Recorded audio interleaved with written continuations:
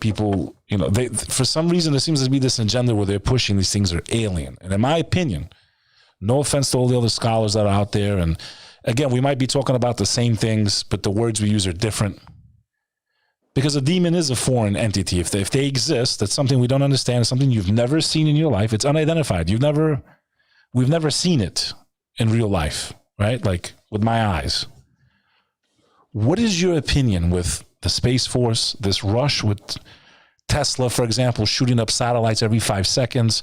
They create something called the Space Force, which sounds like we're in Star Wars, bro. No, I'm not even making fun of it, but that's literally like, and they're called Guardians now.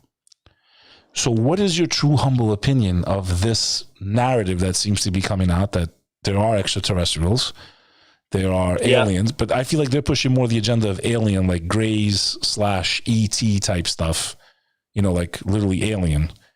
What do you think, man? I mean, do you know who Dr. Stephen Greer is? Yes, I've definitely listened to his documentaries on Sirius and Unacknowledged. Some of them, yes. I have to sit here and say I'm an expert on him, no, but I've seen him. He's been on Joe Rogan too, if I'm not mistaken. Yeah. And I've seen some.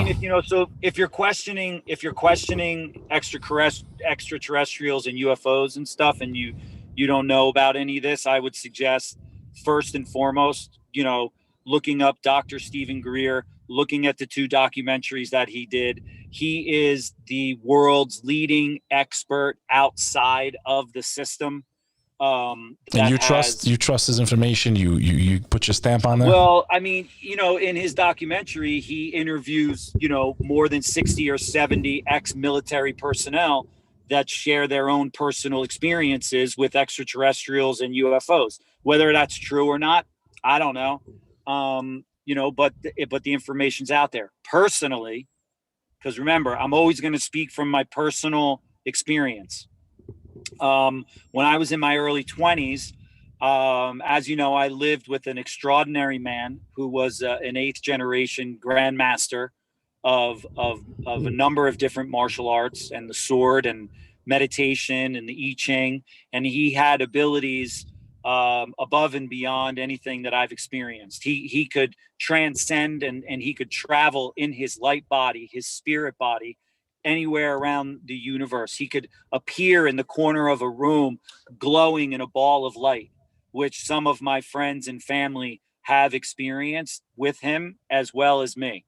And he used to talk to me all the time about extraterrestrials and UFOs. He used to show me artifacts, ancient artifacts that were thousands of years old, different vases from China and from Vietnam, where the shape of the top of the vase looked like a UFO. And he told me that that's the reason, why they designed the top of the vase the way that they did, was because of the UFO.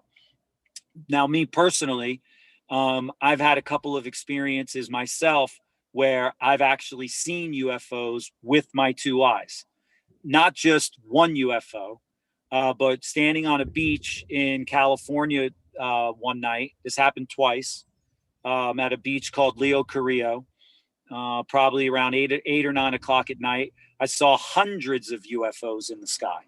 Now, you can say that I'm crazy. I don't know what I'm talking about. Personally, I don't really care. But it's what I observed, what I personally, saw for myself. So I do believe that they're there because I saw them with my own eyes. There's a lot of people out there that have seen UFOs and they share that information. They share videos and things like that. Do I believe that they're there? 100,000%. As I believe that they're there just as much as I believe that me holding a glass of water is actually in my hand, because I've seen it. So I believe that, honestly, and this might sound funny, but I believe that what's happening here on planet Earth is one big reality show. And I think that all the aliens, or whatever you want to call them, and all the beings of light and everybody all around the universe, they're all watching us here on Earth to see what we're going to do in this grand experiment that we all chose to come here to be a part of. a spiritual battle between light and dark, between, love and the illusion of fear. And we all came here with amnesia. We forgot who we are. We forgot where we came from, because that was a part of the agreement to see what we would do when we came to a planet of duality and free will. So we all have a choice in every single moment.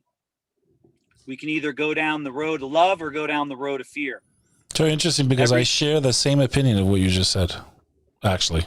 Exactly to the T. And if I'm not mistaken, some of the Abrahamic faiths also have that exact perception of that. Mm-hmm. You were given free will. You chose to actually come into this test, as they call it, or petri dish, as I like to call it.